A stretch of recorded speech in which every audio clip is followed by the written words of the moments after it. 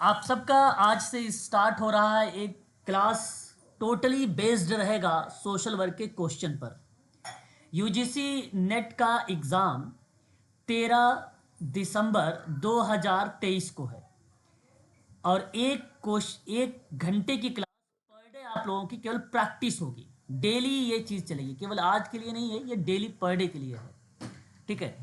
और unit number 10 का 2 point बचा है। आज शाम को 7 से 8 में क्लास में आपका ये यूनिट नंबर 10 भी फिनिश हो जाएगा। ठीक है, चलिए शुरुआत करते हैं। दिसंबर 2019 का समाज कार्य का प्रश्न पत्र और ये पार्ट 2 है। पार्ट 1 मैंने आप लोगों को करवा चुका हूं। तो सवाल हमारे सामने क्वेश्चन नंबर 76 कहता है कि सामाजिक नियोजन जब सामुदायिक दृश्य विन्यास में होता है तो उसे डैश कहा जाता है। सूक्ष्म नियोजन ऑप्शन 1, ऑप्शन 2 प्रतिवेशी नियोजन, ऑप्शन 3 मीजो नियोजन और ऑप्शन 4 धरातल स्तर पर नियोजन। तो ये प्रश्न है सामाजिक नियोजन से और सोशल प्लानिंग के अंतर्गत जब सामुदायिक दृश्य विन्यास में होता है तो उसे हम क्या नाम देंगे। तो मैं कहूँगा कि एक बार इंग्लिश भी देखें, प्रश्न का इंग्लिश और हिंदी दोनों देखें। सोशल प्लानिंग है ये, is referred to as dash, इसमें आपको फेल करना है। When it take place in community setting. तो ऑप्शन आपका यहाँ पे कौन सा करेक्ट होना चाहिए, जरा बताइए एक बार आप। नेबरहुड प्लानिंग, बिल्कुल बिल्कुल बिल्कुल सही जवाब। देखिए, कम्युनिटी ऑर्गेनाइजेशन में नाम आपको पता, मैंने पहले ही बता रखा है कि सिद्दीकी जी का नाम आता है। और सिद्दीकी जी का अगर आप सिद्धांत पढ़ेंगे तो मुझे याद है कि मैंने प्रतिवेशी ये मॉडल का एक प्रारूप जो है आपको पढ़ाया है। तो यहाँ आप लोग ध्यान रखिएगा कि सामाजिक नियोजन जब दृश्य विन्यास में होता है तो उस कंडीशन पर पड़ोस योजना आवासीय क्षेत्रों की विभिन्न भौतिक इकाइयों को बनाने का प्रयास किया जाता है जिसमें जीवन के एक विशेष रैंक से संबंधित लोग बस जाते हैं। तो उस प्रतिक्रियाओं में हम लोग नाम देते हैं प्रतिवेशीय नियोजन। ठीक है। और सामाजिक प्रतिवेश विकास का जो मॉडल है, यह मॉडल HY सिद्दीकी के द्वारा दी गई है। ठीक है, सिद्दीकी के द्वारा दी गई है। तो यहाँ ऑप्शन आपका सेकंड करेक्ट हो जाएगा। बात करते हैं अगर हम लोग ग्रॉस रूट के, जैसे कि हम अगर बात करें यहाँ पे ऑप्शन में, ठीक है, अच्छा ऑप्शन में यहाँ पे बेसिकली दिया नहीं है, जिसे हम माइक्रो लेवल कहते हैं। तो माइक्रो लेवल को एक प्रकार से ग्रॉस रूट प्लानिंग भी कहते हैं हम लोग। इसी को क्या बोलते हैं, ग्रास रूट प्लानिंग। दो नाम है, ध्यान से सुनते जाइए, पेपर में सवाल इसके इर्द गिर्द भी बनाए जाते हैं। ठीक है, तो ये क्या है ये जानते हैं। माइक्रो लेवल प्लानिंग के रूप में जो क्रियाएं होती हैं वो टेक्निक के रूप में होती हैं, पहली बात। दूसरी बात, सामुदायिक लोगों की विकासात्मक ज़रूरतों की पहचान होती है। तो इसमें जो समुदाय के लोग होते हैं उनकी बेसिक नीड क्या होती है, उनकी पहचान होती है, उनकी पहचान होती है। और सामुदायिक दृश्य विन्यास की जो प्रक्रिया होती है आवास वगैरह की, वो किस में होता है, तो वो नेबरहुड प्लानिंग में होता है, नेबरहुड प्लानिंग में होता है। इस बात को भी आप लोग ध्यान रखिएगा। फिर उसके बाद आता है आपका एक ऑप्शन में मीज़ो।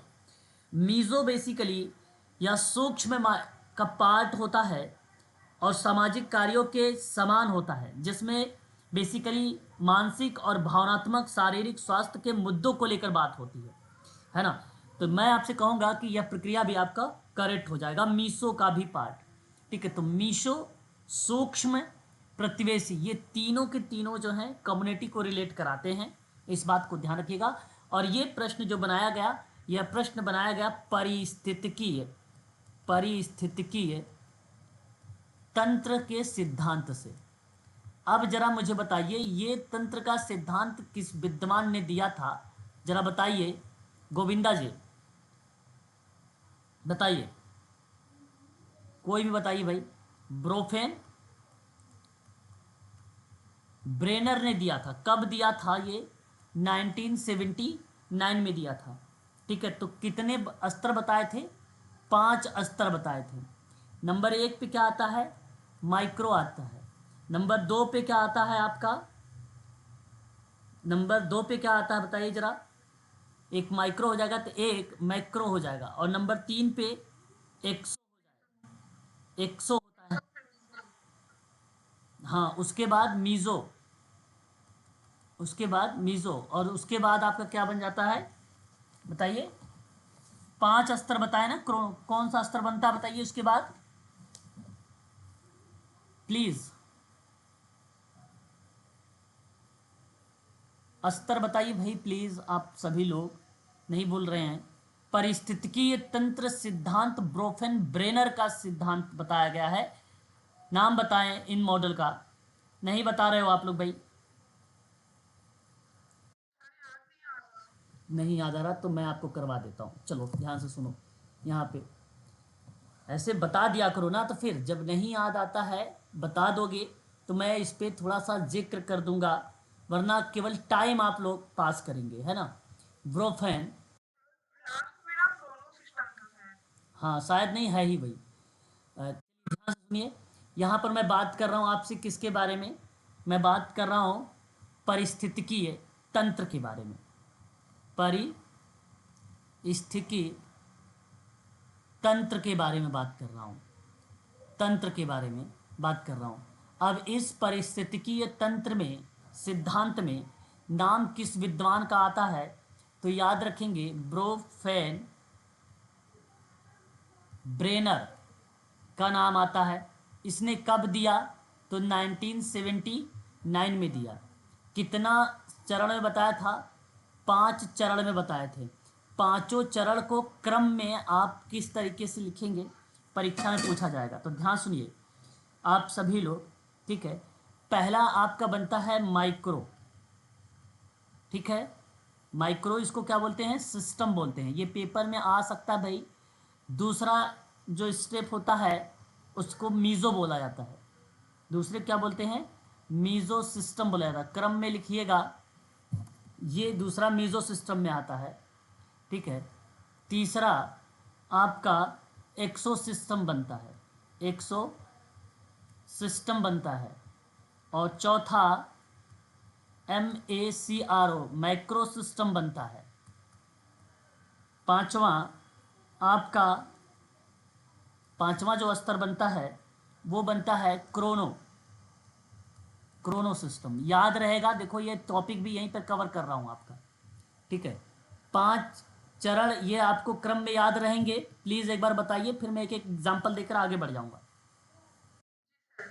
अब ध्यान से सुनिए, जब आपसे पूछेगा घर, क्या पूछेगा, घर, आपसे पूछेगा परिवार, आपसे पूछेगा विद्यालय, पेपर में आपसे पूछा जाएगा पड़ोस, तो बताइए ये उदाहरण किस सिस्टम के अंतर्गत आते हैं, जरा नाम बताइए। माइक्रो सिस्टम के उदाहरण माने जाते हैं। बहुत बढ़िया जवाब आया है आप सबका ये, ठीक है, इसे आप ध्यान रखेंगे, ठीक है। पहली बात। दूसरा आप ध्यान से सुनिए, अगर आपसे पूछा जाए, ठीक है, आपसे पूछा जाए, देखिए इसी के इर्द गिर्द ही प्रक्रियाएं जो है संचालित होती हैं, इसी के आसपास की प्रक्रियाएं ही संचालित होती हैं इकोलॉजिकल थ्योरी में, इकोलॉजिकल थ्योरी में। कहने का तात्पर्य ये है कि इसके अंतर्गत जो मेजो सिस्टम है उसमें एक बच्चे के माता पिता का आपसी संबंध देखा जाता है। इसलिए यहाँ पर जब भी आपसे सवाल बनाएगा तो मैं यहाँ पर एक उदाहरण के रूप में लिखूंगा, उसे आप ध्यान रखिएगा। एक बच्चे के माता पिता के माता पिता का आपसी संबंध, ध्यान से सुनिएगा, आपसी संबंध क्या होता है, ध्यान सुनिएगा क्या होता है। देखिए रिलेशंस बन रहे हैं, क्या बन रहे हैं यहाँ पे, रिलेशंस बन रहे हैं। या आपसे पूछेगा पेपर में कि माता पिता अपने अपने बच्चे के दोस्तों के साथ, बच्चे के दोस्तों के साथ कैसा व्यवहार करते हैं या बच्चे के या बच्चे के व्यवहार को प्रभावित करता है। बच्चे के व्यवहार को प्रभावित करता है। राजकुमारी जी क्या बात है बताइए, आपने कोई मैसेज छोड़ा है? सर स्क्रीन शो नहीं हो रहा है, क्या बात, स्क्रीन शो नहीं हो रहा है? ओके चलिए फिर, तो ये आप बताइए अब इसका उदाहरण, ये किसका उदाहरण था जो मैंने अभी आपसे जिक्र किया है? ये किसका उदाहरण था जहां हमने संबंध को शामिल किया है? संबंध शामिल किया है, बताइए संबंध को अगर आपसे पूछेगा संबंध तो किसका उदाहरण माना जाएगा? मेसो सिस्टम का उदाहरण माना जाएगा। ठीक है, ये आपका टॉपिक भी कवर हो रहा है, ध्यान से सुनिएगा। अब बात करते हैं, उसके बाद एक और था और वो था आपका एक्सो सिस्टम। एक्सो सिस्टम, एक्सो सिस्टम की बात करते हैं, जरा ध्यान से सुनिएगा। यह एक्सो सिस्टम जानते हैं, ये बेसिकली यहाँ व्यक्ति का कोई नियंत्रण नहीं होता। पहला पॉइंट, व्यक्ति का कोई नियंत्रण नहीं होता है। बात समझ में आ रही है? नियंत्रण नहीं होता है। यह बेसिकली सामाजिक संदर्भ में होने वाली जो घटनाएं होती हैं, किसके संदर्भ में बताइए जरा एक बार? सामाजिक संदर्भ में होने वाली घटनाएं, जो भी होंगी होने वाली घटनाएं, वो किसको दर्शाती हैं? तो वो एक्सो सिस्टम को दर्शाती हैं। ध्यान से सुनते जाइएगा सभी, मेन पॉइंटें हैं। क्वेश्चंस जब मैं भी करवाता हूं तो पूरे एक्सप्लेन करता हूं तो वो चीज़ें आपको समझ में आनी चाहिए, क्योंकि उसके इर्द गिर्द भी सवाल बनाए जाते हैं। यहाँ आप थोड़ा सा कंफ्यूज होंगे, एक ऐसी पॉइंट बताने जा रहा हूँ, लेकिन यहीं पर आप क्लियर भी कर लीजिएगा। बहुत बच्चे कंफ्यूज होते हैं। जैसे माता पिता का जन्म कार्यसूची, राष्ट्र की छुट्टी या अवकाश, उसके बाद अस्पताल का अवकाश, है ना, अस्पताल का अवकाश, पितृ अवकाश या पितृत्व भी आप कह सकते हैं, बहुत इंपॉर्टेंट शब्द है ये, पितृत्व अवकाश, और सरकार का अंतिम संस्कार या निर्णय। ये पॉइंट या उदाहरण पूछा जाएगा तो सिंपल सा जवाब आप सबका होगा सामाजिक संदर्भ में, और ये एक्सो सिस्टम बनेगा। देखिए यहाँ पे कोई संबंध, रिलेशन वगैरह नहीं बनते, ये बात ध्यान रखिएगा। मैंने कहा यही कंफ्यूज होते हैं, तो रिलेशंस बनते हैं सेकंड स्टेज में, तीसरे वाले में नहीं बनते। चौथा आपका कौन सा सिस्टम था, नाम बताइए? मैक्रो सिस्टम था, बिल्कुल सही जवाब आया भाई। अब मैक्रो सिस्टम के अंतर्गत इसमें जानते हैं पेपर में सवाल दे देगा, सांस्कृतिक मूल्य बताइए। ध्यान सुनिएगा, आपसे पेपर में सवाल दे देगा कि रीति रिवाज बताइए, है ना, ये दे देगा। ठीक है, आपको सवाल दे देगा नियम बताइए। ये किस सिस्टम के अंतर्गत आते हैं? तो ये माइक्रो सिस्टम के अंतर्गत आते हैं। या सबसे बाहरी स्तर होता है, इसका कोई विशिष्ट संदर्भ नहीं होता है, इसका कोई विशिष्ट संदर्भ नहीं होता है। ठीक है नारायण जी, क्लियर है? बताइए, आगे बढ़िए फिर। और एक लास्ट कौन सा बचा है आपका? Chrono system. अब ध्यान से ये भी सुन लीजिए, क्रोनो सिस्टम में यह एक स्केल है। यह एक स्केल का मतलब क्या होता है? मापन है। ठीक है, पहली बात, यह तेजी से बदलता है। किसी भी युद्ध या देश की आर्थिक स्थिति जैसी सामाजिक ऐतिहासिक कहानियां बताई जाती हैं इसमें। तो युद्ध या देश की आर्थिक स्थिति जैसी सामाजिक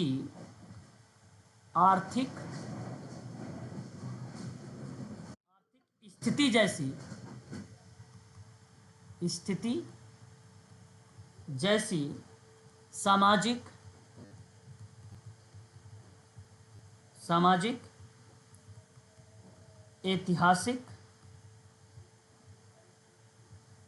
कहानियां बताई जाती हैं। क्रोनो शब्द का समय अंकित है ना? ठीक है, तो ये बेसिकली दर्शाता है ब्रोफेन ब्रेनर का विकास का सिद्धांत। इस बात को आप ध्यान रखिएगा। ठीक है, अगला सवाल, इस सवाल का जवाब ऑप्शन नंबर बी। ठीक है, बात करेंगे नेक्स्ट क्वेश्चन पर। सवाल सामने है, सतत विकास उद्देश्य के डैश लक्ष्य हैं जिन पर सभी डैश संयुक्त राष्ट्र सदस्य देश सहमत है। जवाब बताइएगा। SDG सस्टेनेबल डेवलपमेंट गोल 2015 से चलाया गया है 2030 तक। ठीक है, ऑप्शन यहाँ पे जो बता रहे हैं आप सी, बट यहाँ पे ऑप्शन जो जाएगा वो करेक्ट होगा। बिल्कुल, 191 देशों में अगर हम बात करते हैं, ये संयुक्त राष्ट्र जो हैं देश शामिल हैं। आप ये यहाँ पर लिख सकते हैं। और ये साथ साथ में जो 17 लक्ष्य हैं टारगेट बना सकते हैं। जो 169 है ये बेसिकली एसोसिएटेड यानी विशिष्ट टारगेट रखे जाते हैं या गोल्स के नाम से जाने जाते हैं। ठीक है, ये बात आपको ध्यान रखना पड़ेगा इसके अंतर्गत। ठीक है, और ये जो है 2015 से 2030 तक चलाए गए हैं। इसके संबंध में ये बात भी आपको ध्यान रखना है। सतत विकास लक्ष्य के ग्लोबल इंडिकेटर्स फ्रेम्स वर्क की संख्या जो कुल निर्धारित की गई है वो 244 की गई है। तो मैं यहाँ पर इसको भी नोट कर देना चाहूँगा। ग्लोबल इंडिकेटर फ्रेम, आप कह लीजिए फ्रेम, ठीक है, वर्क, ये आपको जो संख्या बताई गई है इसका कुल संख्या बताई गई है 244, और ये पेपर में भी पूछा जा चुका है। ठीक है, तो मैं चाहूँगा कि इसे भी आप लोग ध्यान में रखें, है ना। चलिए अगला सवाल लेते हैं। अब क्लियर है? इन सभी क्वेश्चनों को आप लोगों को जो है ध्यान में रखना होगा। ठीक है, नेक्स्ट सवाल लेते हैं। और अगला सवाल हमारे सामने है।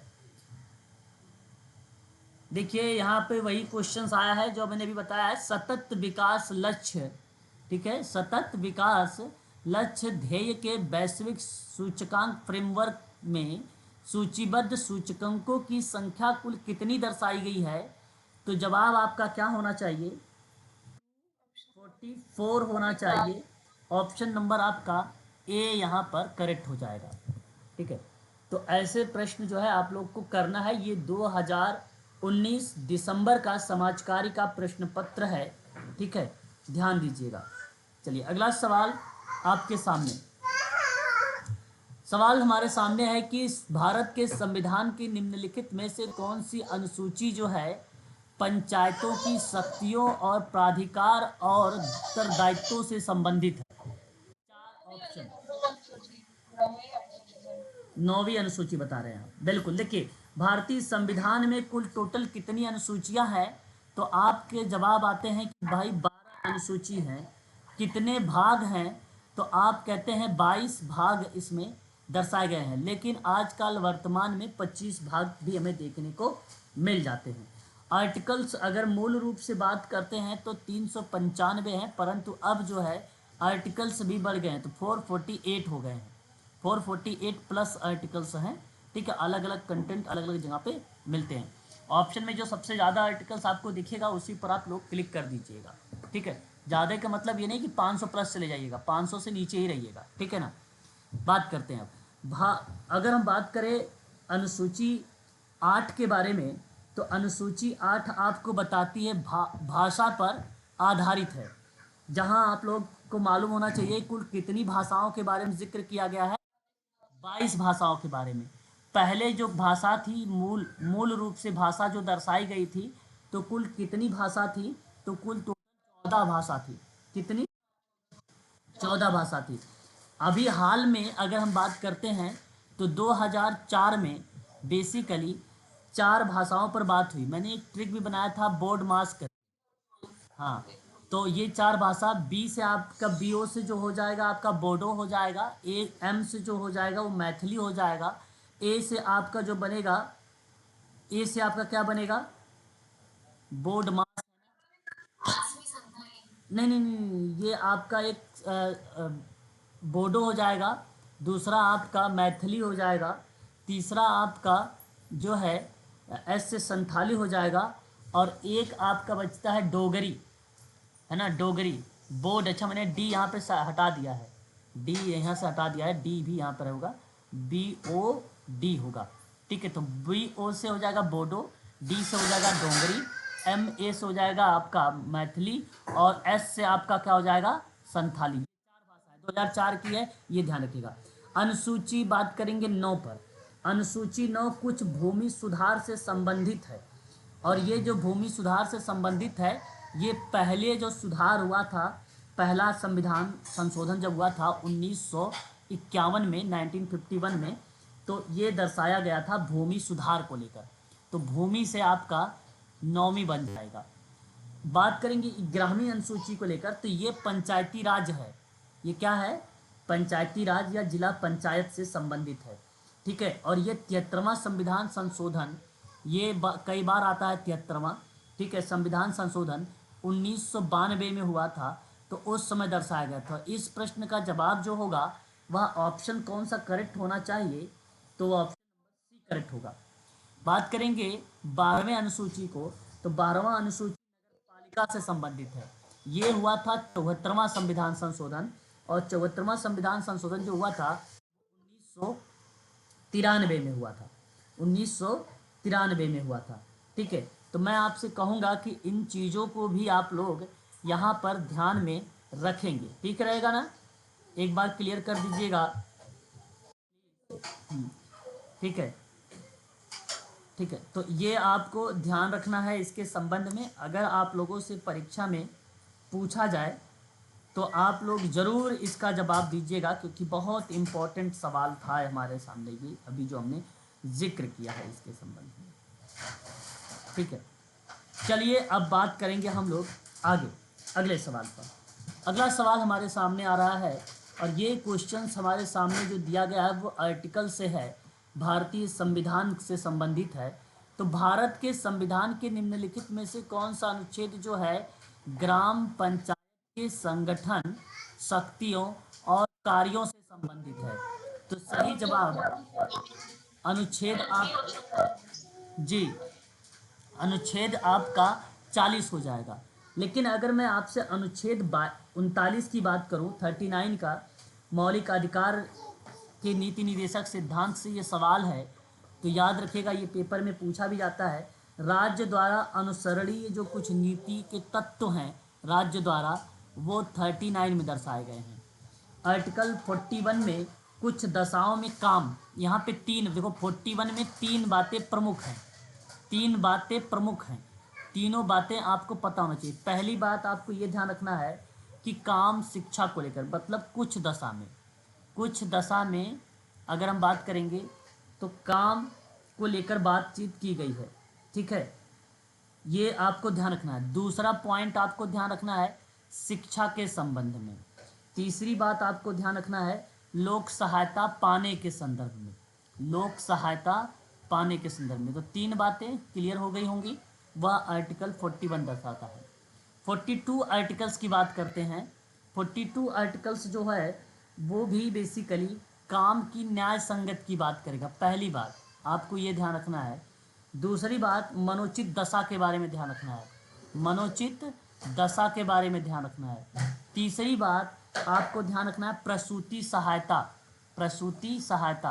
तो ध्यान रखिएगा, आप लोगों से केवल प्रसूति सहायता से भी प्रश्न बन जाएगा, केवल मनोचित दशाओं से सवाल बन सकता है, केवल न्याय संगत से बन सकता है। इन तीनों का जब आंसर होगा वो अनुच्छेद 42 होगा, याद रखिएगा। यहाँ सही जवाब ऑप्शन नंबर बी करेक्ट हो जाएगा। चलिए आगे बढ़ते हैं, अगला सवाल है ना। तो ऐसी तरीके से आप लोगों का क्या करना है, क्वेश्चंस को डेली देखना भी है ना। अब आपका एक ये क्लासेस चलेगी जो क्वेश्चन पर ही बेस्ड होगा। यहाँ पे DSSB के जो सोशल वर्क की तैयारी कर रहे हैं बच्चे, उनके लिए भी बेनिफिट होगा। जो ESI के बच्चे हैं मेडिकल सोशल वर्क के लिए, वो भी उनके लिए भी बेनिफिट करेगा ये सोशल वर्क के क्वेश्चंस, ठीक है। अदर भी जो आप मेडिकल सोशल वर्क की तैयारी कर रहे हैं उन सब के लिए ये इंपॉर्टेंट रहेगा, है ना। भारत में एक विधिक संस्था है, जरा जवाब बताइएगा, और उसके आधारभूत ढांचे पर ब्रिटिश औपनिवेशिक शासन का प्रभाव है। तो सिविल विधि के, लोक विधि से, दंड विधि से या प्रशासनिक विधि से। चार ऑप्शन आपके सामने, जवाब बताइए एक बार। यहाँ बेसिकली देखिए सिविल विधि नहीं होगा, क्योंकि सिविल विधि क्या होता है, सिविल विधि मतलब सिविल लॉ, ये मालिक नागरिक कानून के तहत जो है व्यक्तियों पर अत्याचार के लिए मुकदमा चला सकता है ना। सिविल विधि आपराधिक और धार्मिक मामलों के बजाय एक समुदाय के बीच में जो निजी संबंध होता है उसके संबंध में कानून की प्रणाली को हम सिविल विधि कहते हैं। तो खासकर मैं आपसे कहूँगा कि यहाँ पे निजी संबंधों से जो चीज़ें रिलेट कराएं उसको आप सीधा सीधा जवाब दें सिविल विधि से। लोक विधि की बात करेंगे तो इस प्रश्न का जवाब जो है ऑप्शन नंबर, अगर आप बी की बात करेंगे तो बी ऑप्शन आपका यहाँ पे करेक्ट है। तो लोक विधि में क्या प्रक्रियाएं आती हैं, बेसिकली ये एक प्रकार से कॉमन लॉ है, अंग्रेजी कानून का ये वह हिस्सा है, ठीक है, वह हिस्सा है जो कानून के बजाय कस्टम और न्यायिक मिसाल से लिया जाता है। तो ये आप ध्यान रखिएगा, दो शब्द, एक कस्टम शब्द ध्यान रखिएगा, दूसरा जो शब्द आप ध्यान रखेंगे इसमें वह ध्यान रखेंगे न्यायिक, न्यायिक न्यायिक न्यायिक मिसाल। दो शब्द यहाँ पर आपको ध्यान रखना है। प्लस एक दंड विधि है, दंड विधि बेसिकली क्रिमिनल लॉ कहते हैं, और यह बात आपको पता होगा यह किससे संबंधित है। तो ये बेसिकली अपराधियों की सज़ा से संबंधित है। किससे संबंधित है, अपराधियों की सज़ा से संबंधित है, ये बात आपको ध्यान रखना है। वहीं अगर हम बात करते हैं प्रशासन,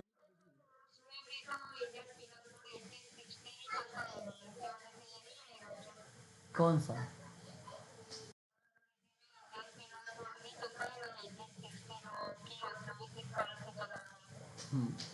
नहीं, यहाँ आपसे पूछा गया है कि ब्रिटिश औपनिवेशिक शासन का प्रभाव है, तो वो लोक विधि में प्रभाव है, दंड विधि में प्रभाव उसका नहीं देखने को मिला है। तो भारत में एक विधिक व्यवस्था बताई और उसमें कहा कि ब्रिटिश औपनिवेशिक शासन का प्रभाव, तो प्रभाव दंड विधि में नहीं है, ना ही सिविल विधि में है, ना ही प्रशासनिक विधि में। ऑप्शन आपका करेक्ट हो जाएगा बी ऑप्शन, ठीक है। ब्रिटिश औपनिवेशिक शासन का प्रभाव कौन सी सिविल में देखा गया है, कौन से लॉ में देखा गया है, तो नोट कर लीजिए, लोक विधि में देखा गया है। सिंपल सवाल है, फैक्ट पर बेस्ड है, ठीक है। प्रशासनिक विधि कानून का विभाजन है, सरकार प्रशासनिक एजेंसियों की गतिविधियों को नियंत्रित करती है। तो सरकार क्या काम करती है, एजेंसियों को नियंत्रित करने का काम, ठीक है, एजेंसियों को। तो हम यहाँ पर दर्शाते हैं प्रशासनिक विधि, ठीक है। तो ये भी आप लोगों को मैं अभी PDF ये सेव कर लूँगा, आपके व्हाट्सएप ग्रुप में ऐसे ही भेज दूँगा, ताकि आप लोग ऐसे जो तथ्य मैं लिख रहा हूँ आप साइड में देख कर भी उसे याद कर सकते हैं। बात करते हैं 42वें संविधान संशोधन ने भारतीय नागरिकों के मौलिक कर्तव्यों का एक समुच्चय वाला डैश अंतः स्थापित किया है। तो बताइए वह अनुच्छेद और वो भाग कौन सा होगा। अनुच्छेद 51 का ए और भाग आपका हो जाएगा 4 का ए, ठीक है, बिल्कुल सही जवाब। वर्तमान में आज अगर हम बात करते हैं मौलिक कर्तव्यों को लेकर, तो कुल टोटल कितने दर्शाए गए हैं? 11 तक दर्शाए गए हैं। 42वां संविधान संशोधन कब हुआ था? 1976 में हुआ था। किसके सिफारिश पर? तो स्वर्ण सिंह समिति सिफारिश पर जो है ये बेसिकली आया था, है ना, याद रखिएगा। और जो ये 51 का या एक जोड़ा गया, आपको पता होना चाहिए वो बेसिकली 86वां संविधान संशोधन 2002 में, ठीक है, जोड़ा गया। और इसमें कितने साल के बच्चों की बात की गई है? तो 6 से 14 वर्ष के आयु के बच्चे के माता पिता या संरक्षक उन्हें शिक्षा का अवसर प्रोवाइड कराएंगे, ये बात इसके अंतर्गत कही गई। तो ऑप्शन नंबर आपका पहला करेक्ट हो जाएगा। सॉरी, पहला नहीं है, ऑप्शन कौन सा होगा? बी होगा। ठीक है, अब बताइए क्लियर है? चलिए फिर आगे बढ़े। ठीक है, अब देखिए ये सभी सवाल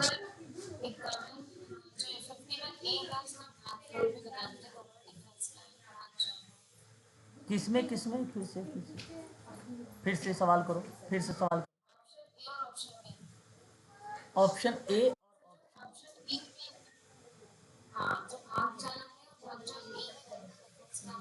देखो डिफरेंट दोनों में अलग अलग है भाई, बिल्कुल सिंपल से। कितने लोग समझ रहे हैं? एकदम सिंपल क्लियर है। भाग चार का अलग है।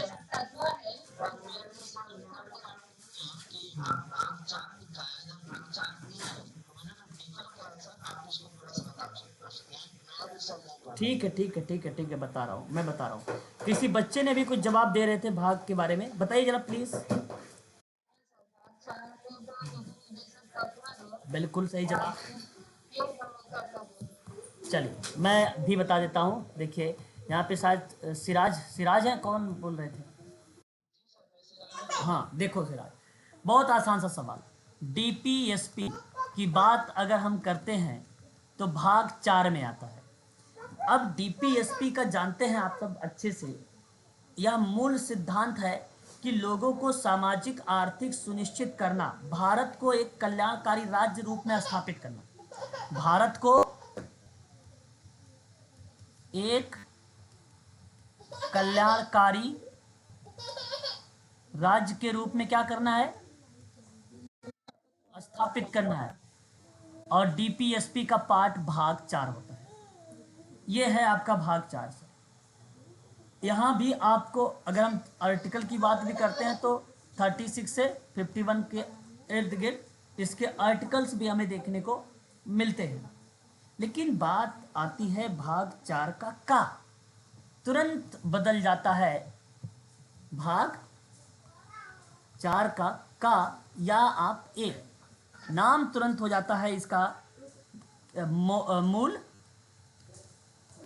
कर्तव्य। वेरी गुड, मूल कर्तव्य। और यही मूल कर्तव्य दर्शाया गया है 11। ठीक है, यदि माता पिता या संरक्षक हैं 6 से 14 वर्ष की आयु के बच्चों को यथास्थिति बालक और प्रतिपाल के लिए शिक्षा का अवसर प्रोवाइड कराए। ये आपका आता है 51 के अंतर्गत, जो प्रत्येक नागरिकों के कर्तव्य दर्शाए गए हैं 4 के का में, उसमें 11 टोटल है। 11 के अंतर्गत वो पॉइंट आती है जिसमें मैंने 51 का बताया। 51 का क्या है वो आपको अभी मैंने बताया, 6 से 14 वर्ष वाले बच्चे को शिक्षा देने का। और ये शिक्षा दिलाएंगे भाई जो उनको पालन पोषण कर रहे हैं, जो उनका देख रेख कर रहे हैं बच्चों। ठीक है, बड़ा आसान सा सवाल था सिराज, मुझे उम्मीद नहीं थी कि आप शायद ऐसे सवाल में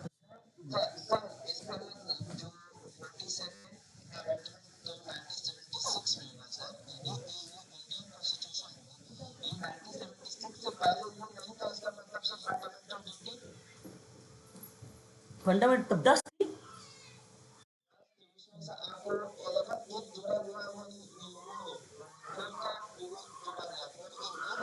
4A में 4A में जोड़ा गया है 51। 51 जोड़ा गया, 51 का जोड़ा गया। ठीक है, ये आपको ध्यान रखना है। ठीक है, चलिए अब तो समझ में आ गया होगा सभी बच्चों को, है ना। अब देखिए कहा कि find the odd mean out, मतलब आप ध्यान सुनिए, मैं इसकी इंग्लिश भी दिखा रहा हूँ। एक सवाल ऐसे पूछे जाएंगे, एक सवाल ऐसा आएगा हमेशा, और ये जो सवाल बनता है ये सवाल बनता है औद्योगिक विवाद अधिनियम से, जब भी बनता है श्रमिक वगैरह से ही बनाए जाते हैं। ठीक है, एक सवाल। तो प्लीज एक बार बताइएगा, यहाँ पर हिंदी भी है, विषम ढूंढिए, विवाचन है, अधिनिर्णयन है, सराधन है और सामूहिक सौदेबाजी है। 4 ऑप्शन आपके सामने है, एक ढूंढ के बताइए कौन सा सही है।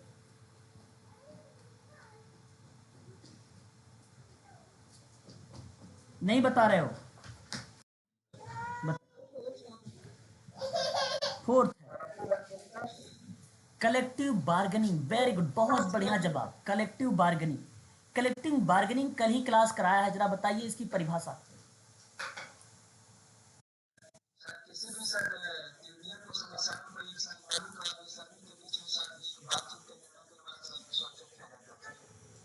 ओके, ठीक है, बहुत बढ़िया। और भी कोई? सामूहिक सौदेबाजी,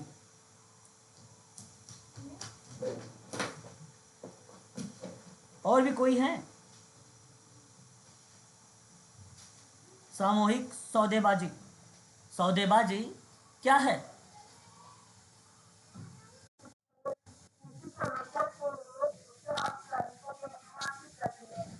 वार्तालाप की प्रक्रिया। किसकी प्रक्रिया? वार्तालाप की। हाँ, ये मैंने कल ही क्लास में लिया था, आप लोगों की क्लास। अगर आप लोग नहीं इस तरीके से बताएंगे तो मज़ा नहीं आएगा। तो देखो, जब किसी नियोक्ता और श्रमिकों के बीच में किसी समस्या के लिए वार्तालाप की प्रक्रिया को सामूहिक सौदेबाजी के रूप में हम जानते हैं। भाई कहता है कि नियोक्ता और श्रमिक अच्छे कर्मचारी के संबंधों का निर्माण करने के लिए समझौता कर रहा होता है ना, उनके बीच होता है।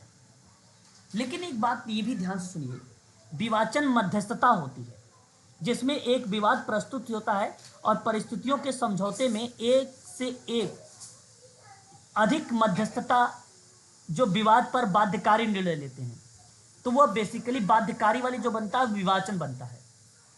मेरा कहने का भाव यह है कि अधिनिर्णयन में भी, ठीक है, विवाचन में भी और सराध में भी, इसमें बेसिकली कोई ना कोई एक व्यक्ति रहेगा, एक व्यक्ति के द्वारा होगा।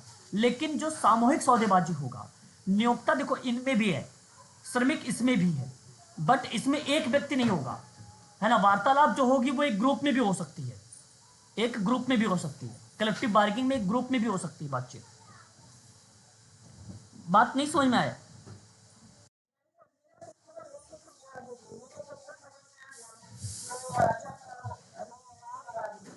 अरे भाई, अधिनिर्णयन, विवाचन, मध्यस्थ या सराधन, यह जो प्रक्रिया होती है ये बेसिकली किसी एक व्यक्ति द्वारा सुलझाया जाएगा।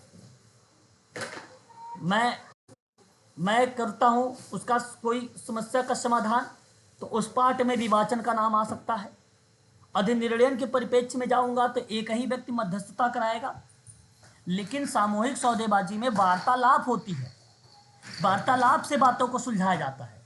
और वार्तालाप कोई एक व्यक्ति नहीं, एक व्यक्ति से अधिक व्यक्ति भी हो सकते हैं, एक व्यक्ति से अलग विशेषज्ञ भी, अलग अलग विशेषज्ञ भी हो सकते हैं उसकी समस्या को सुलझाने के लिए। यही हमें ढूंढना था कि बताओ अलग कौन सा है। हालांकि सारे श्रमिक और नियोक्ता से हैं, लेकिन इसमें जो मध्यस्थता करा रहा है ना, उसकी बात को ध्यान में रखना है। तो मध्यस्थता पहला, दूसरा, तीसरा ऑप्शन में जो लिखा हुआ है वो एक व्यक्ति कर रहा है। चौथे ऑप्शन में एक व्यक्ति नहीं होता, एक व्यक्ति से ज्यादा भी हो सकता है सामूहिक सौदेबाजी में। बस इतनी बात ध्यान रखें, इसलिए ऑप्शन नंबर डी करेक्ट है। सराधन बेसिकली क्या होता है कि जैसे विवाद है, ठीक है, या असहमति है, उसको समाप्त, जैसे मैं इसको समझौता भी कह सकता हूँ, सराधन को मैं सुलह भी कह सकता हूँ, सुलह वाली प्रक्रिया भी करा सकता हूँ मैं। जस्ट सुलह, आप देखिए डिवोर्स वाले केसेस में तुरंत डिवोर्स नहीं होता है, उससे पहले सुलह भी करवाने की कोशिश की जाती है, तो उसको सराधन कहते हैं, है ना, सुलह। बताइए, अभी समझ में नहीं आया? आ जाना चाहिए। चलो, ऑप्शन यहाँ पे मैं और सारे ऑप्शन को हटा देता हूँ, वरना जब पीडीएफ मिलेगा तो आप लोग कहोगे कि भाई सारा सही है तो कौन सा करेक्ट होगा, तो इसलिए ऑप्शन नंबर 4 करेक्ट होगा, है ना, सही कर दिया यहाँ पे, ठीक है। ये पीडीएफ मैं सेव करके अभी आपके ग्रुप में डाल दूंगा, ठीक है सिराज? हाँ, चलिए क्वेश्चन नंबर देखिए 84, कह रहा है व्यथित व्यक्ति, बड़ा अच्छा सवाल है भाई। व्यथित व्यक्ति को मानसिक, ये सवाल पीएचडी में पूछा गया था सोशल वर्क में, है ना, मैंने क्वेश्चन करवाया मुझे याद। व्यथित व्यक्ति को मानसिक और शारीरिक नुकसान पहुंचाने या चोट पहुंचाने या स्वास्थ्य या सुरक्षा या जीवन या खुशहाली के खतरे में, है ना, डालने वाले शारीरिक और यौन और मौखिक भावनात्मक और आर्थिक शोषण के सभी रूप में डैश के अंतर्गत आते हैं। बताइए कौन सा ऑप्शन करेक्ट होना चाहिए इसमें? यो घरेलू हिंसा, नहीं नहीं घरेलू, हाँ बिल्कुल सही जवाब, घरेलू हिंसा, है ना, घरेलू हिंसा इज द राइट आंसर होगा। देखिए आपको बता दूं, पहला ऑप्शन जो यौन उत्पीड़न है वह एक एक अवांछित यौन अग्रिम अवांछित प्रक्रिया है जो किसी व्यक्ति को नाराज या अपमानित या भयभीत महसूस कराता है ना। छेड़छाड़ किसी व्यक्ति विशेष रूप से एक महिला या बच्चे के यौन उत्पीड़न या दुरुपयोग कर रहा, मतलब किसी को आक्रामक या लगातार तरीके से परेशान कर रहा हो तो उसको छेड़छाड़ की प्रक्रिया दर्शाएंगे। अपराधिक, अपराधिक अभित्रास कह लीजिए या आपराधिक धमकी कह लीजिए। जैसे कोई भी व्यक्ति अपने व्यक्ति, अगर हम बात करें अपने व्यक्ति या अन्य व्यक्ति को संपत्ति या प्रतिष्ठा को चोट पहुंचाने के साथ दूसरे को धमकी दे रहा होता है तो उसे हम क्या बोलेंगे? आपराधिक अभित्रास बोलेंगे। तो यहाँ तो सही जवाब होगा केवल केवल ऑप्शन नंबर बी, और साफ शब्दों में था, इसमें कोई बेझिझक आप बोल सकते थे ऑप्शन नंबर बी, और सभी लोगों ने शायद जवाब भी दिया है बी ऑप्शन, इसलिए बी ही करेक्ट जवाब रहेगा, सेकंड ऑप्शन। ठीक है, क्वेश्चन नंबर 85। ये सवाल बहुत आसान सा आ रहा है, इस सवाल के बारे में मैंने पढ़ाया भी है। दिव्यांग अधिकार अधिनियम 2016 में विनिर्दिष्ट दिव्यांगताओं में से न्यूनतम डैश प्रतिशत दिव्यांगता के लिए प्रमाणित व्यक्तियों को बेंचमार्क दिव्यांगता यानी डिसेबिलिटी वाले व्यक्तियों के रूप में परिभाषित किया गया। बताइए कितने परसेंट? जी 40%, बिल्कुल करेक्ट जवाब यहाँ पर option number B is the right answer होगा, करेक्ट जवाब। बहुत बढ़िया। आरपीडब्ल्यूडी एक्ट जो है, पीडब्ल्यूडी एक्ट का स्थान लिया है 1995 वाले का। संसद के द्वारा अगर ये पारित हुआ तो 2016 में हुआ, ये बात भी आप ध्यान रखिएगा। पूर्ण रूप से ये लागू कब हुआ, पूर्ण रूप से ये लागू कब हुआ तो ध्यान रखिएगा 15 जून सन 2017 को। लेकिन अगर आपसे पूछेगा नीति कब लागू हुआ तो 1 जनवरी 2015 को लागू हुआ। ध्यान रखिएगा, एक बार ये बच्चे ने सारे कंफ्यूज हो गए थे भाई कि नीति कब है, तो मुझे उम्मीद लगता है शायद उन्होंने यही रीज़न रहा होगा कि वो 2016 में आया तो अगला साल में जो है अगले महीने वगैरह में गया होगा। तो ऑप्शन में था 1 जून 2015, तो 1 जून 2015 लगा दिए थे, वो गलत था ऑप्शन। बेसिकली नीति जो आया था वो 1 जनवरी 2015 को आया था, और जो आरपीडब्ल्यूडी था वो लागू कब हुआ है तो लागू बेसिकली 15 जून 2017 को लागू हुआ है। ये डेट आप लोग ध्यान रखिएगा, आईएमपी है, दोनों के दोनों तथ्य हमारे लिए यहाँ पे, ठीक है ना, ध्यान रखिएगा ये सवाल के बारे में। बेंचमार्क दिव्यांगता पहले पीडब्ल्यूडी में 3% थी, अब कितनी परसेंट दिव्यांगता है जरा बताइए एक बार? अब 4% दिव्यांगता है। कितनी रखी गई है? 4% जो है, 4% की जो बेंचमार्क दिव्यांगता वाले व्यक्ति हैं उनको सरकारी नौकरियों में आरक्षण देने की बात कही गई है। ठीक है, याद रखिएगा आप सभी लोग। ठीक है, विश्व दिव्यांगता दिवस कब मनाया जाता है तो आप लोग ध्यान रखिएगा 3 दिसंबर को मनाया जाता है। ठीक है, ये बात आपको ध्यान रखना है। विश्व बैंक के अनुसार जो दिव्यांगता बताई गई है, विश्व बैंक के अनुसार वो 40 मिलियन लोग को बताया गया है कि भाई इतने लोग जो है दिव्यांग हैं।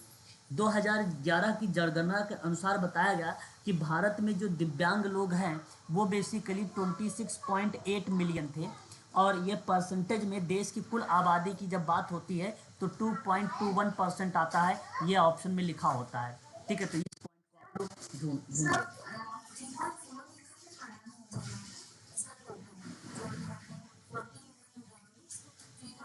ये विश्व विश्व बैंक के अनुसार है। किसके अकॉर्डिंग बता रहे हो आप?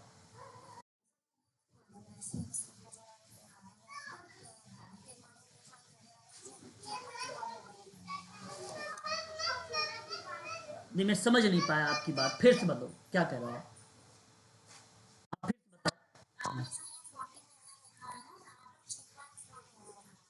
अच्छा ठीक है, आप विश्व बैंक के अनुसार पढ़े हो?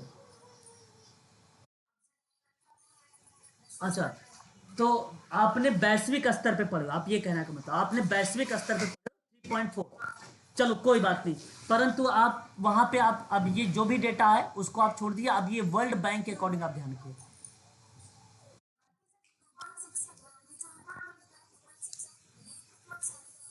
अरे भाई 226.8 मिलियन ये आपकी 2011 की जनगणना के अनुसार बताया था, ये भी सही है वो भी सही है, दोनों सही है, वर्ल्ड बैंक वाला भी सही है, दोनों करेक्ट हैं। ठीक है, आप निश्चिंत रहो, बस इस चीज को आप ध्यान रखो, जो डेटा बता रहा हूँ वो डेटा लिए गए हैं। ठीक है, ये चीज ध्यान रखिए। ठीक है, आगे बढ़े। देखिए, कार्यस्थल पर यौन उत्पीड़न निवारण अधिनियम है एक, बताइए मैडम। कार्यस्थल पर यौन उत्पीड़न निवारण अधिनियम का अधिदेश है, बेसिकली आपको क्रम दर्शाना है। तो कार्यस्थल पर महिलाओं के साथ यौन उत्पीड़न रोकथाम अधिनियम निवारण आपने एक पढ़ा होगा 2013 वाला, पढ़ा है कि नहीं पढ़ा है? कार्यस्थल पर यौन उत्पीड़न निवारण एक्ट है 2013 का, उसके संबंध में बातें बतानी है। तो देखिए 2013 वाला में जो आपने पढ़ा है, पहली बात आपको ये ध्यान रखनी है कि अनुपालन नीति जो है, अनुपालन नीति का मसविदा कर बनाना, मसविदा बनाना। मसविदा का मतलब क्या होता है? हाँ बहुत बढ़िया है, किसी बच्चे ने कहा है ड्राफ्टिंग मतलब रूपरेखा, बहुत बढ़िया जवाब दिया भाई। ठीक है, बात करते हैं अगर हम दूसरा ऑप्शन को लेकर। दूसरा ऑप्शन कहता है कि आंतरिक शिकायत समिति को बनाना, बिल्कुल स्टेटमेंट करेक्ट, दोनों करेक्ट हैं। तीसरा कहता है अधिक महाकर्मियों की भर्ती कर देना। ये बताइए, कार्यस्थल पर यौन उत्पीड़न के निवारण के अधिनियम में ये बात अधिक महिलाओं की भर्ती करना, ये बात नहीं लिखी गई है। तो मैं कहूँगा इसको आप क्या करो, हटा दो, काट दो। ऑप्शन डी देखो, कर्मचारियों को कानून संबंधी प्रशिक्षण देना है, इसको रख लो। तो यानी ए बी डी, देखिए ऑप्शन कौन सा? ऑप्शन ए, हाँ सही जवाब, मतलब ये ऑप्शन ए आपका करेक्ट हो जाएगा। तो ऐसे आपको ध्यान रखना है। अब बात करते हैं एक आसान सा सवाल, और ये भी मैं पढ़ा चुका हूँ। मतलब आप जो भी आप पेपर देखेंगे दिसंबर में 13 तारीख को, सेकेंड शिफ्ट में, है ना, तो ये सवाल आपको मिलेंगे, ये सारे के सारे जितनी बातें बताया हूँ, जितनी चीज़ें पढ़ाया हूँ। ध्यान रखिए, आप लोगों तो पीएचडी का पेपर जाने जब गए थे तो आपको लगा था वहाँ पे, तो आप तो यहाँ पे कई समय से कई महीनों से पढ़ रहे हैं, तो श्योर है कि आप लोग आसानी से निकालेंगे। लेकिन ध्यान रखें, जिस तरीके से मैं प्रश्न पढ़ रहा हूँ, आराम आराम से उन्हीं प्रश्नों को आराम आराम से ही जवाब देना, सोच समझ कर ही जवाब देना। ठीक है, जल्दबाजी नहीं करनी। देखिए यूएनसीआरसी निम्नलिखित में से डैश को छोड़कर सिविल, देखिए इस चार ऑप्शन में कहेगा एक को छोड़कर, कहा है कि नीति आर्थिक और राजनीतिक, आर्थिक और सांस्कृतिक अधिकारों का समुच्चय की ओर ध्यान आकर्षित करता है। बताइए वो ऑप्शन कौन सा है? वो ऑप्शन बिल्कुल सही जवाब यहाँ पे आजीविका, मतलब यूएनआरसी निम्न में से अगर आजीविका को छोड़ देता है, मतलब इस आजीविका को छोड़ देता है, तो सिविल, राजनीतिक, आर्थिक, सांस्कृतिक अधिकारों का एक समुच्चय की ओर ध्यान आकर्षित करेगा, तो वो उत्तर जीविका, संरक्षण और सहभागिता कर देता है। बात तो ठीक है, और सही जवाब ऑप्शन नंबर थर्ड है। सही जवाब ऑप्शन नंबर थर्ड है। देखिए यूएनसीआरसी यूनाइटेड, हाँ united nations high commissioner for refugee, है ना, इसका मतलब यही, फुल फॉर्म इसका यही होता है।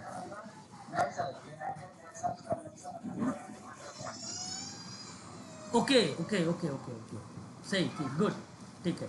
ठीक है, तो वो बेसिकली एक जिनेवा यानी स्विट्जरलैंड का है ना, कहाँ? हाँ जिनेवा यानी स्विट्जरलैंड का है। ठीक है, तो ये बात आपको ध्यान रखना है। और इसके संबंध में जब बात आती है, तो यहाँ देखिए जो भी यहाँ से प्रश्न बनाए जाएंगे वह आपका तथ्य पर आधारित होगा। किस पर आधारित होगा? तथ्य पर आधारित होगा।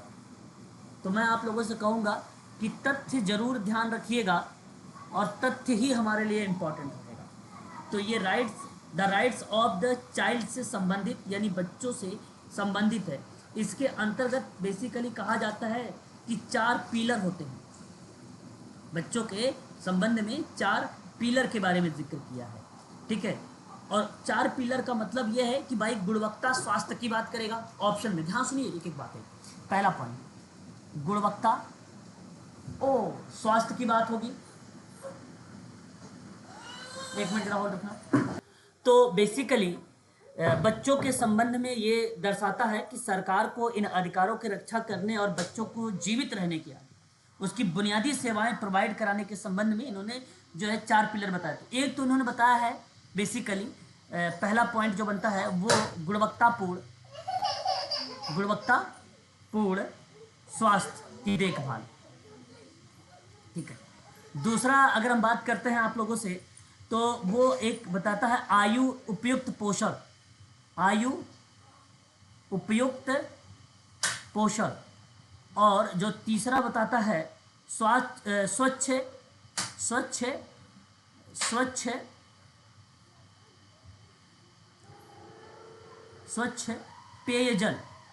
और चौथा क्या बताता है, सुरक्षित स्थान के साथ साथ विकास और भविष्य के अवसर, है ना। तो मैं आपसे कहूँगा भविष्य का अवसर तक पहुँच या भविष्य का अवसर प्रोवाइड कराता है, ठीक है।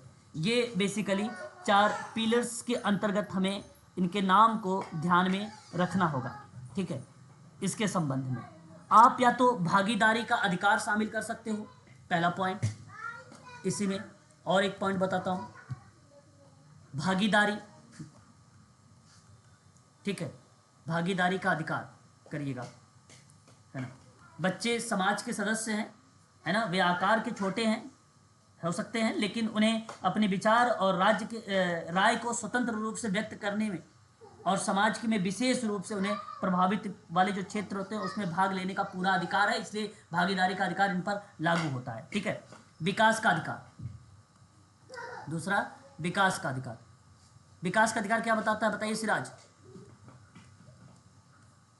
आज का बच्चा कल का वयस्क है ना। शिक्षा और विकास आवश्यक अधिकार है। इसकी शुरुआत बचपन की विकास सेवाओं तक पहुंच, मार्गदर्शन देने के लिए जिम्मेदार माता पिता के साथ जो विभिन्न रिसोर्सेज हैं उससे जानकारी तक पहुंच के अधिकार होनी चाहिए उसके पास, है ना। इसलिए उसको बोला जाता है ये विकास का अधिकार है, ठीक है। और एक सुरक्षा का अधिकार, सुरक्षा का अधिकार, सुरक्षा का अधिकार। और एक बार जब बच्चे जन्म लेते हैं तो जीवित रहते हैं, तो उन्हें घरेलू हिंसा सहित सभी प्रकार के नुकसान से सुरक्षित रहने का अधिकार को दर्शाता है सुरक्षा का अधिकार, सुरक्षा का अधिकार। और एक होता है आपका जीवित रहने का अधिकार, जीवित रहने का अधिकार, ठीक है। बच्चों के जन्म के पहले क्षण से ही उन्हें जीवन का अधिकार है ना।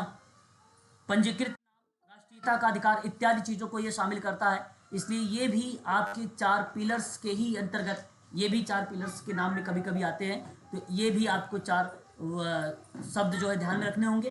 बाकी जो ऊपर मैंने 4 बताए हैं वो भी आपको ध्यान रखने हैं। तो इसी के संबंध बिल्कुल ये इम्पोर्टेंट है ही, है ना। ये सीआरसी बाल अधिकारों पर कन्वेंशन है, पहली बार लागू हुए 30 साल, हालांकि सन 1989 में ये लागू हुआ है, ठीक है। इसमें कुल टोटल कितने देशों ने सिग्नेचर किया था, 196 देशों ने हस्ताक्षर किया है इस पर, है ना, हस्ताक्षर किया है, ठीक है। इस चीज़ को आप ध्यान रखिएगा, ये छोटी छोटी चीज़ें हैं और हमें इन चीज़ों पर ध्यान रखना चाहिए, ठीक है। चलिए आगे बात करते हैं और नेक्स्ट सवाल लेते हैं। अगला सवाल, हाँ देखिए यहाँ पे बोला जा रहा है अध्यक्ष यूएनएफसीसी का अर्थ क्या होगा, प्लीज बताएं एक बार।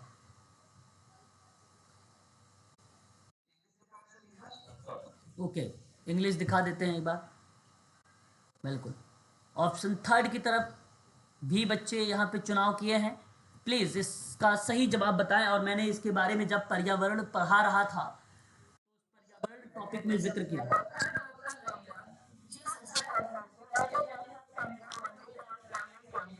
बिल्कुल। यूनाइटेड नेशन फ्रेमवर्क जो है कन्वेंशन ऑन क्लाइमेट चेंज की प्रक्रिया आती है, और ये बेसिकली ऑप्शन नंबर किस में दिया गया है, तो ऑप्शन नंबर थर्ड में दिया गया है। बहुत बढ़िया, जवाब है मुख्यालय इसका कहाँ पे है, जिनेवा में है। और कुल टोटल अगर हम बात करते हैं तो कुल कितने देशों ने इसमें भाग लिया था, तो 172 देशों ने भाग लिया था। ये बेसिकली कहाँ पे चलाया गया था, तो ये बेसिकली ब्राज़ील में ये और ये कब से कब तक हुआ था, 3 से 14 जून के बीच सन 1992 में यह सम्मेलन हुआ था, 1992 में हुआ था। ठीक है, इसकी रिपोर्ट प्रस्तुत कब की गई थी, तो इसकी रिपोर्ट जो प्रस्तुत की गई थी, कब की गई थी रिपोर्ट प्रस्तुत कब की गई थी, 2016 में। 2016 में जानते हैं रिपोर्ट पर क्या बातें थी। रिपोर्ट में ग्रीन हाउस गैस पर बात थी, और वित्त और प्रौद्योगिकी को लेकर बात की गई थी, घरेलू निगरानी की बात हुई थी, जांच की बात हुई थी, राष्ट्रीय परिस्थितिकी पर बात हुई थी, इत्यादि ऐसे 5-7 चीज़ें हैं जिस पर जिक्र किया गया था 2016 में। तो रिपोर्ट 2016 याद रखिएगा आप सभी लोग। ठीक है, आगे बढ़ते हैं, एक और सवाल लेते हैं हम लोग। देखिए, इन प्रश्नों से हम लोग जो छोटी छोटी टॉपिक और भी जो कॉन्सेप्ट वगैरह हैं वो भी हम लोग क्या कर रहे हैं, यहाँ पे क्लियर कर ले रहे हैं, है ना। तो मैं आप लोगों से कहूँगा कि उसे भी आप लोग ध्यान रखिएगा। ठीक है, कॉपी पेन जरूर रखा करें साथ में, इससे बड़ा आसानी होती है। बड़ा आसान सा सवाल फिर आ गया भाई। अंतर्राष्ट्रीय श्रम संगठन ILO का जो है पूछा गया बाल श्रम उन्मूलन को लेकर, कहा गया कि संबंध में अंतर्राष्ट्रीय कार्यक्रम वर्ष डैश में आरंभ किया गया था। जब आप बताइए, ILO तो बेसिकली सन 1919 में आया, आपको पता होना चाहिए, 1919 में आया। हालांकि इसका मुख्यालय कहाँ पे है, तो जिनेवा में है। ठीक है, इसका मुख्यालय जिनेवा में है। राष्ट्रीय बाल, जब हम बात करते हैं बाल श्रम उन्मूलन की, राष्ट्रीय बाल श्रम उन्मूलन जो प्राधिकरण है उसका गठन कब हुआ, तो इसका जो गठन हुआ था 26 सितंबर 1994 में, 1994 में हुआ था। 1992 में सर ना, अंतर्राष्ट्रीय श्रम संगठन जो था वो प्रक्रिया है, वो बेसिकली एक कार्यक्रम बाल श्रम के उन्मूलन के उद्देश्य से प्रगतिशील उन्मूलन के दिशा में काम करना स्टार्ट हो गया था। तो जो आप बता रहे हैं वो 1992 से कार्यक्रम करना आरंभ हो गया था। और यहाँ पर ऑप्शन भी आपका क्या जाएगा फिर, 1992। तो ये था। बाकी दोनों का जो इस्टेब्लिश वाला वर्ष है वो अलग अलग है। ठीक है ना, इस चीज़ को आप ध्यान रखिएगा। तो UGC नेट ने ऐसा दिमाग लगाया था कि भाई दोनों को कॉम्बो करके, यानी एक साथ करके पूछा था कि बताइए वर्ष कब में आया था, तो वो 1992 में आया था। ठीक, तो ये बात ध्यान रखिएगा। आज का एक लास्ट सवाल ले लीजिए, 90 नंबर का क्वेश्चन CARA के बारे में, और मैंने पढ़ा चुका हूँ, आसान सा सवाल। बताइए, ये भी पढ़ा चुका हूँ। बताइए, केंद्रीय दत्तक ग्रहण और जो संसाधन अभिकरण है डैश मंत्रालय के अधीन कार्य करा है, बताइए। महिला एवं, हाँ, महिला एवं बाल कल्याण। देखिए, ये बात सत्य है, आपको बता दूं, 2 जुलाई सन 1998 के, ठीक है, निर्णय के अनुसार बताया गया कि सामाजिक न्याय अधिकारिता मंत्रालय को सोसाइटी एक्ट 1860 के तहत, किसके तहत, 1860 के तहत, ठीक है, सोसाइटी के रूप में इसको पंजीकृत किया गया। 18 मार्च 1990 को, 18 मार्च 1990 को एक स्वायत्त संस्था बन गई। क्या बन गया, एक स्वायत्त संस्था बन गई।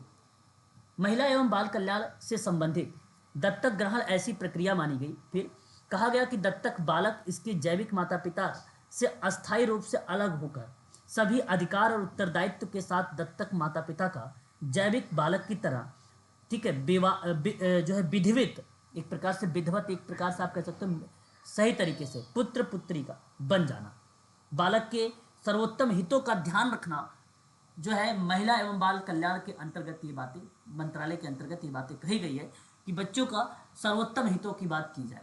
और यह ऑप्शन आपका केंद्रीय दत्तक ग्रहण और संसाधन अभिकरण जो कार्य कर रहा है वो महिला एवं बाल कल्याण के अंतर्गत काम करेगा। जो मैंने कहा आप लोगों से कि सामाजिक न्याय और अधिकारिता मंत्रालय, इसके अंतर्गत बेसिकली सोसाइटी एक्ट 1860 के तहत इसको जो है रजिस्टर्ड किया गया था, इसको रजिस्टर्ड किया गया था। ठीक है, तो ये बात आप ध्यान रखिए। ये कारा है, CARA, ठीक है, CARA, ठीक है, चाइल्ड एडप्टेशन रिसोर्सेज अथॉरिटी है ये। ठीक है, तो इस चीज़ को आप लोग ध्यान रखिएगा। तो आज के लिए बस इतना ही रखिए आप सभी लोग। जो बचे हुए सवाल हैं आप लोगों का, जी